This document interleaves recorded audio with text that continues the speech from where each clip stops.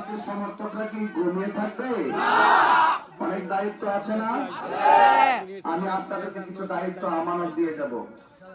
Number 1, আপনারা আগামী 12 তারিখের আগ পর্যন্ত আপনারা বাড়ি বাড়ি আমার সালাম দিবেন, আমার জন্য দোয়া চাইবেন এবং মোমবাতি প্রতীকে ভোট চাইবেন।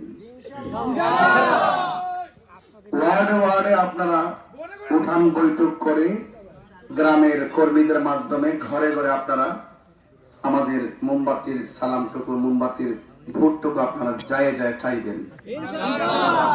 আমি জানি আপনাদের কষ্ট হচ্ছে, আপনারা দিন রাত ঘুমাচ্ছেন না, আমার কাছে সব তথ্য আছে। আপনারা একমাত্র চোরারঘাটবাসী দেখে দিয়েছেন যে রাজনীতি কিভাবে করতে হয়। আপনারা দেখে দিয়েছেন, মোমবাতির সমর্থনকারী দেখে দিয়েছেন টাকা দিয়ে আমাদেরকে কেনা যায় না। আপনারা দেখে দিয়েছেন, এটাই হলো সবচেয়ে বড় নীতি। ভোট একটি পবিত্র আমানত, এটা টাকার কাছে বিক্রি হলে সারা জীবন বিবেকের কাছে অপরাধী হয়ে থাকতে হবে। ঘুরে দাঁড়ান, টাকার রাজনীতি, পেশি শক্তির রাজনীতি, আধিপত্যের রাজনীতি বন্ধ করুন। ভালোবাসার রাজনীতি করুন, মানবতার রাজনীতি করুন, ইনসাফ ভিত্তিক রাজনীতি করুন। আমরা 12 তারিখে নির্বাচন চলে যাবে।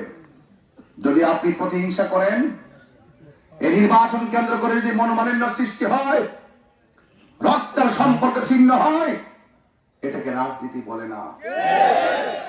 রাজনীতি বলে ওইটাকেই আপনার ভোট আপনি দেন, আমার ভোট আমি দিব।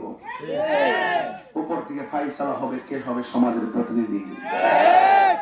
আমার যুবক ভাইরা, আপনারা আমাকে চেনেন, মুরব্বীরা তো অনেকে চলে গেছে দুনিয়া থেকে। একদিন এই যুবকরা মুরব্বীর কাতারে যাবে। এই যুবকদেরকে এই মুহূর্তে আমি যা শিক্ষা দেওয়ার চেষ্টা করছি, যুবক তোমাকে বলছি, তোমার অনেক দায়িত্ব। যুবক যদি হকের পতাকা নিয়ে দাঁড়িয়ে যায়, 24 ঘন্টার ভিতরে যুবক সমাজের চিত্র পাল্টে দিতে পারে। আপনারা কি যুবকরা কি আমার সাথে আছেন? আপনাদেরকে কি পাবো ইনশাআল্লাহ?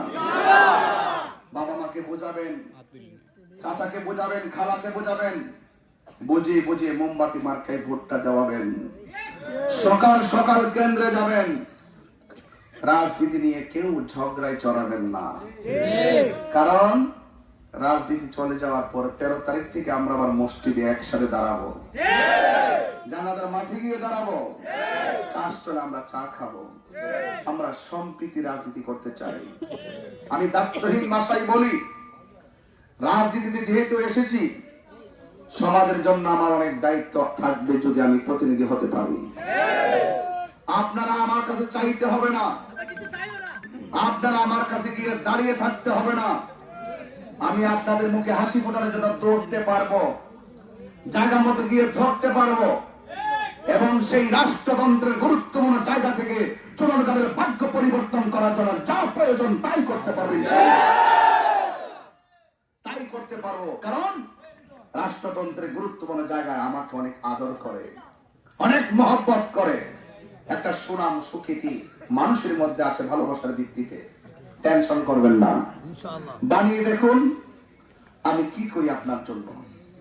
রাষ্ট্র কিভাবে চালাইতে হয়, একটা আসন কিভাবে চালাতে হয়, সমাজ কিভাবে চালাতে হয়, এই প্রতিহিংসার কবর রচনা করে, ভালোবাসার পতাকা উত্তোলন করে এমন একটা চিত্র গড়াতে চায়, যে ভোট দিবে সেও শান্তিতে ঘুমাবে, যে ভোট দিবে না সেও ঘরে শান্তিতে ঘুমাবে। 53 বছর পরে দেখতে দেখতে দেখতে দেখতে আমরা হয়ে গেছি। চাচাতো ভাইকে মামলা দিয়ে ছড়িয়ে দিয়ে ফেলা জড়ানো হয়েছে একমাত্র রাজনীতির কারণে। এই রাজনীতি প্রতিহিংসার জন্ম দেয়, সেটা রাজনীতি না। রাজনীতি হলো রাজার নীতি। রাজার নীতি হবে এমন, সে শোষক হবে না, সে সেবক হবে। আমরা সেবক হতে চাই, আমরা মানবিক হতে চাই। স্কুল, কলেজ, ইউনিভার্সিটি, মাদ্রাসা, প্রাইমারি সহকারে, হসপিটাল, ক্লিনিক, প্রাইভেট ক্লিনিক সহকারে, অবকাঠামোর উন্নয়ন সহকারে, কালভার্ট, ব্রিজ, কাঁচা রাস্তা পরিবর্তন সহকারে যা কিছু প্রয়োজন ইনশাআল্লাহ আপনাদেরকে এমন ভাবে আল্লাহ যদি আমাকে দয়া করে এমন ভাবে কাজ করতে চায় যেন আপনারাই বলেন যে এখন তো অনেকে বলে কেন ব্রাহ্মণবাড়ির দিকে আসছি, আপনারাই যেন বলেন যে হুজুর আপনি আবার আসেন। কি বুঝাতে পারতেছি? শুধুমাত্র বানায় দেখেন, চাপাবাজি করব না। নীতির মাধ্যমে জীবনে কোনোদিন ওয়াদা খারাপ করি নাই, জীবনে কোনোদিন আপোষ করে কথা বলি নাই, জীবনে কোনোদিন অন্যের কাছে মাথা মতো করি নাই। লাশ তুলে যখন আগুন দিয়ে পুড়িয়ে দেওয়া হয়েছে, আমি ডাক্তার বাসায় এমন ক্রাইসিস মুভমেন্টে এই দেশে কথা বলেছি, যারা কথা বলার সাহস করে নাই। আমি কথা বলেছি, এই জন্য এই কথাগুলো যদি সংসদে বলা না যায় বাংলাদেশ শেষ হয়ে যাবে, বিনদেশীদের তাবেদার হয়ে যাবে, বিনদেশীদের কাছে দেশ বিক্রি করে দিবে।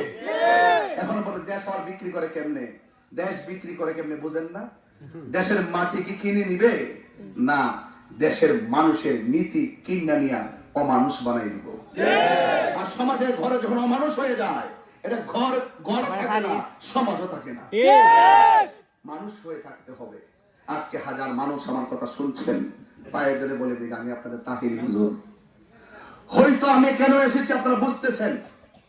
আহলে সুন্নাত ওয়াল জামাতের যারা আছেন তাদের কাছে আমার প্রথম দাবি, জীবনে অনেক ভোট দিবেন, আপনাদের তাহির হুজুর আপনাদের কাছে আসছে, শান্তি পাইবেন ইনশাআল্লাহ। একটা শান্তি পাইবেন বলে দিয়ে গেলাম।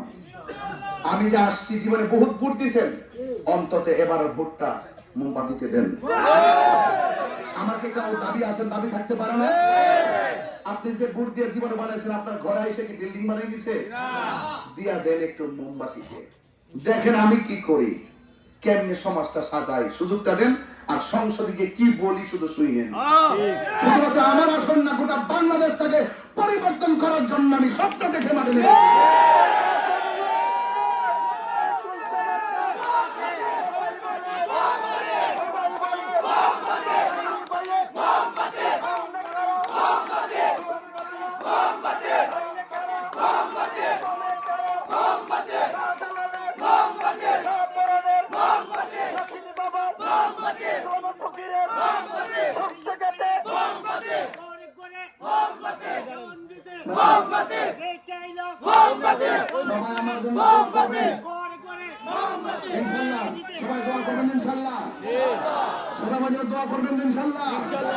আমি আপনাদের একটু দোয়া করে দিয়া যাই। আল্লাহুম্মা আমিন।